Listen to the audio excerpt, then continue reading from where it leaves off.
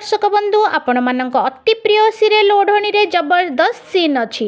जया समस्त सामने जीवन को सबु सत कही आग को एपिसोड पूरा जबरदस्त होगा जाऊँगी। वीडियोटी को स्किप न करी शेष पर्यंत देखंतु सबकिछि जानिपारे।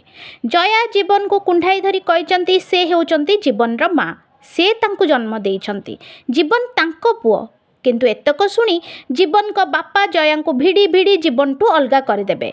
किंतु जया रागी जाई तांको गालरे देबे एक शक्त चापुड़ा।